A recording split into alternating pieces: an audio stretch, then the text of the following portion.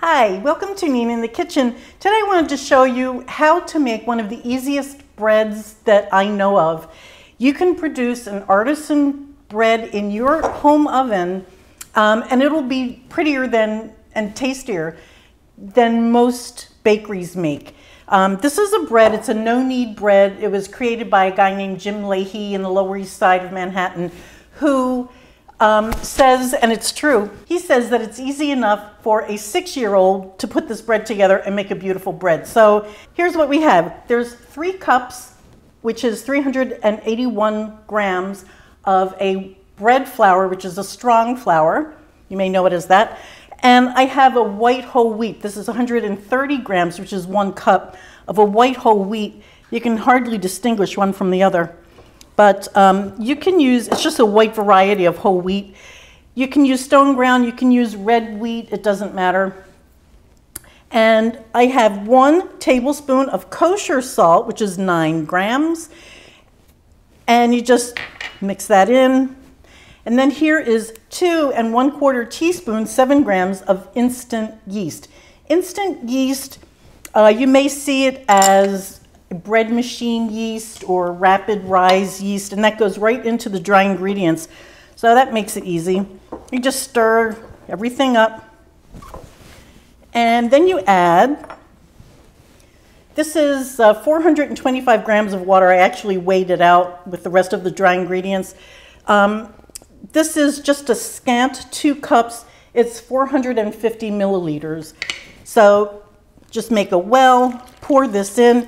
And if you're not going to mix this with your hands, it's probably easier to use the back of a spoon, or the handle of a spoon rather, instead of the wide part of the spoon, just because of how it works out.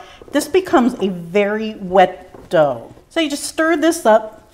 It looks really shaggy and it's awfully wet, and that's exactly what you want. So at this point, you have options. You can just cover this over and let this sit in your kitchen for 12 hours. You can cover it with a towel, you can cover it with plastic. It's up to you. 12 hours, just park it somewhere. The other way to go, what I prefer actually, is to do what's called a cold ferment.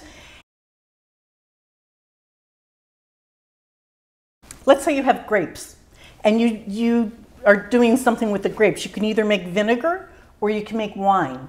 The vinegar, we all know what that tastes like. It's very acidic, it's sharp in your mouth, and that's what happens when you ferment bread quickly. You get that same sharpness, sort of like a sourdough, but it's more like one note.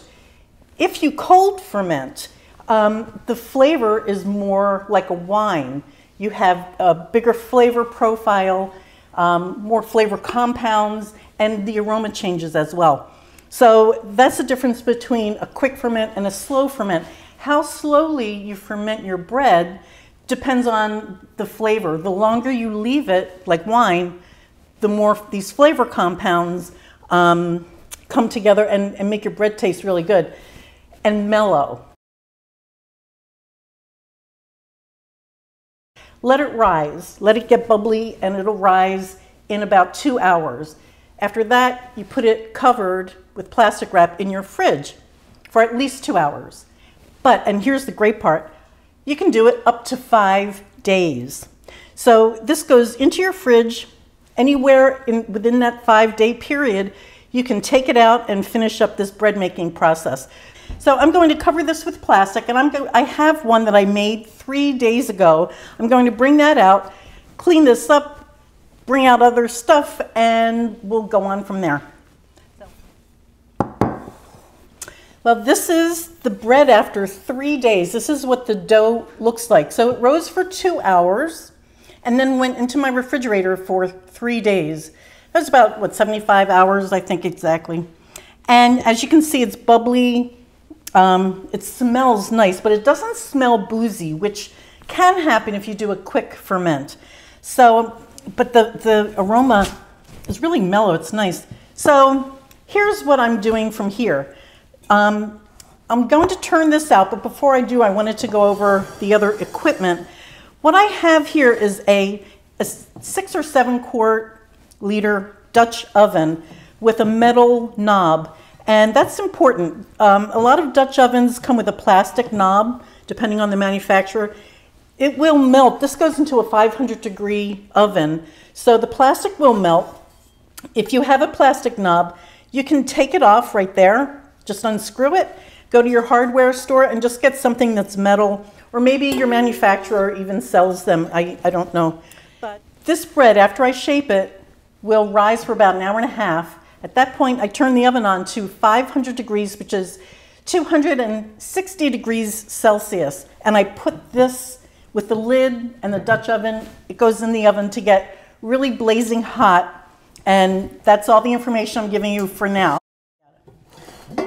Oh, and by the way, I measured the inside of this. The diameter of this at the bottom is 8 inches, which is 20 centimeters. And I have an 8-inch skillet, which I'm going to cover with parchment paper. The skillet is just a place for the bread to form, if you will. Now it's time to take this bread out. It's a pretty wet dough, so I'm going to do a little more dusting than normal, including my hands. I'll take this bread out, and one thing I'd like to mention is that bread always has a top and a bottom. This is always the top of your bread, whatever is facing you in the bowl. That's always going to be the top. So now we turn it over, and this is now the bottom of the bread. All that I'm doing is I'm going to press on this and just take the air out of it, the gases, if you will. And then I'm going to just take the bread and push everything into the center.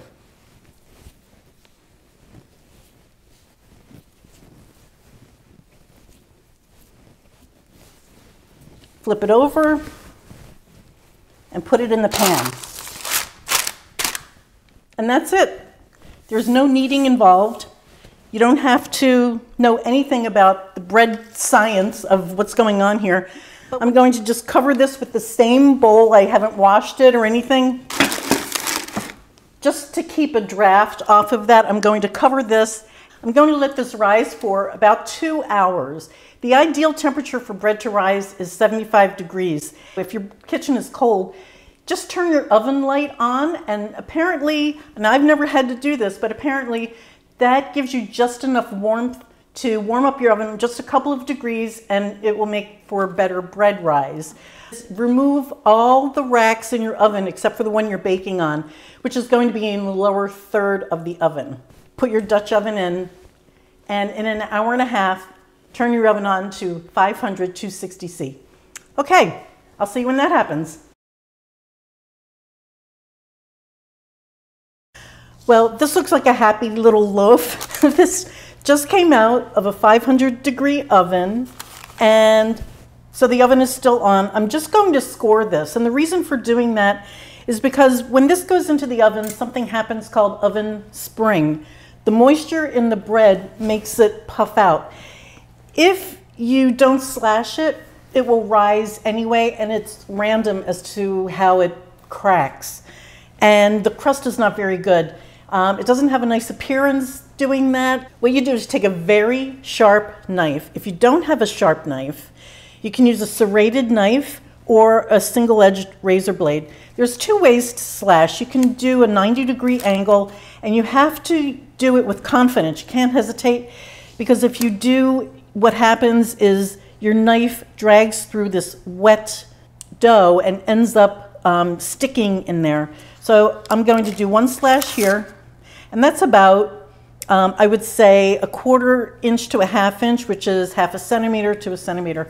Then over here, I'm going to try to get what is called a bread ear, and you go 30 degrees to your surface in order to get one. So this is 90, half of that is 45, and then a little more.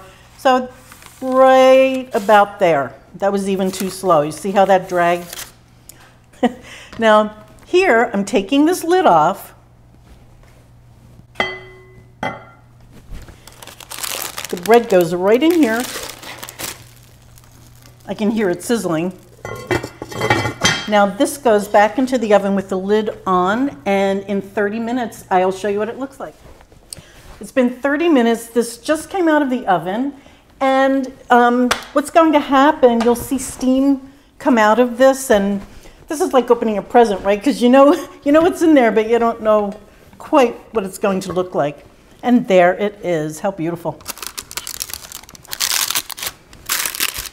So that's the bread. My ear is kind of disappointing. I thought it'd be more of a ridge, but that's okay. This has to finish baking. I just put some flour on it just to make it look more rustic. This bread goes back in the oven until it gets a deeper golden brown. It'll take another 15 to 20 minutes. It goes in with the lid off. From this point on, the lid is off, and I'll see you when it's ready. This just came out of the oven. I'm going to lift it out of here. And there is the bread. Let me just...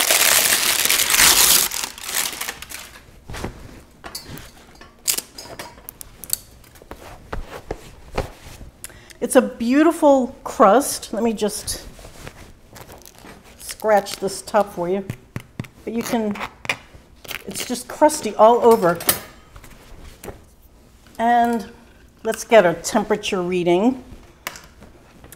You know, I typically, I'll do this for you, but typically I don't bother to get a temperature on my breads because what you can do is just thump it, and if it sounds hollow, your bread is done. And that's true of American sandwich bread, any bread that you make.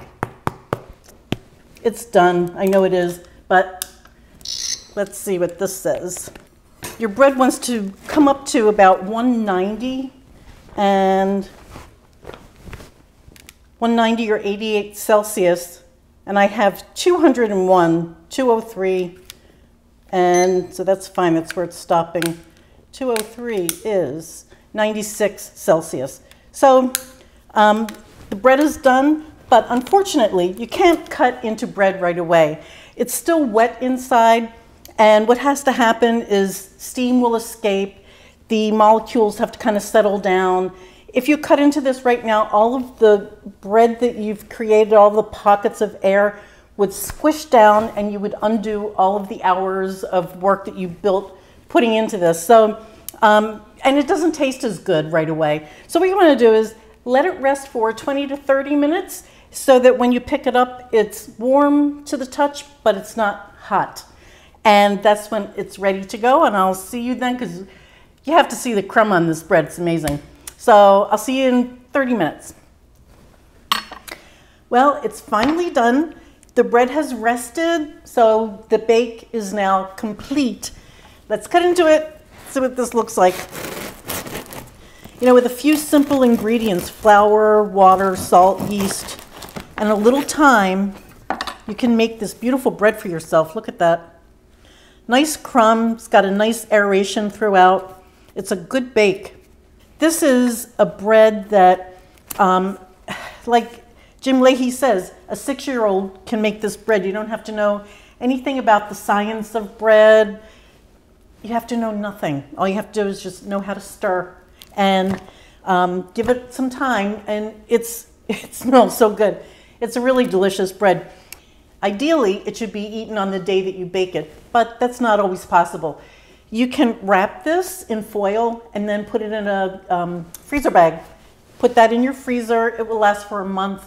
Just remember that this bread has no preservatives in it. So if you leave it out, especially if you're in a warm climate, it will be moldy in a couple of days. The other thing I can tell you is that you see I have these open ends on the board, cut side down. The first day that you make your bread, as soon as you cut into it, that's the best way to store it, is to just put it on wood and cut side down. It will prevent a crust from forming on this part of the bread. So that's everything I can think to tell you. I hope you make this. It's very malleable. You have up to 5 days to finish the bake. So it's easy to schedule this in. It's a bread you can be proud of on any table.